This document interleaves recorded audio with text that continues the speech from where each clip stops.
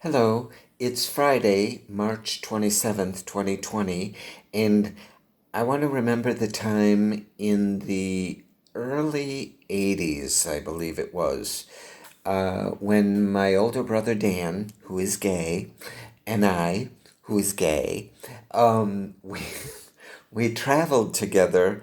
Um, Actually, we did it several times, I think, driving between Dallas and Chicago or Chicago to Dallas because I was living in Dallas at that time, as was my brother Dan, and our brothers and our sister lived in Chicago, and our mother died in I think it was 1981, and after she died, I remember she died in May of 81, I believe it was. And all summer long, we just closed up her room, while I was grieving and all of that. And in September of that year, I remember we went into her room and my mother was a hoarder like my father, um, to she had she loved to go to rummage sales and garage sales, things like that. She had dresses, really nice things that still with the price tags on. She never wore them.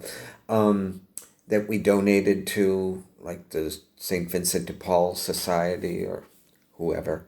And we divided her things for her grandchildren. And and then we took them up to Chicago in a van, I think it was.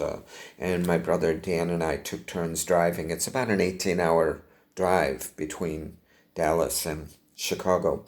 Well, I know we didn't do it on the way up because we had all these things, all our furnishings to bring and distribute up in Chicago and all. But it was either on the way back or on a different trip. On our way back, sometimes we would drive all the way through. It was a long trip and all. But I remember this one time we stopped in St. Louis and we stayed overnight at a club bathhouse, which was a chain of gay bathhouses. And uh, I remember, you would go in, you would pay a small little fee to rent a cabin or, and you go in and you could hang your clothes and you had a towel and all of that. Um, and so Dan had his room and I had my room, and we went in, and I remember we were exploring the orgy room, which was this big space, and it was very dark and all, and there were men playing around and all.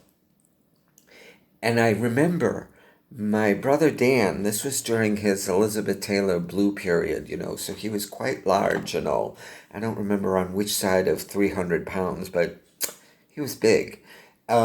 He had leaned, this is true, he had his arms folded in the orgy room, but it was dark. You could see. You had to squint, but you could see. Well, he leaned back against the wall. This is true. The wall fell. I think it was under construction. He wasn't injured, and I don't think anyone else was, but, big dust up and all of that. So that was the time the wall fell on my brother at the bathhouse. So that's my memory. Be fabulous.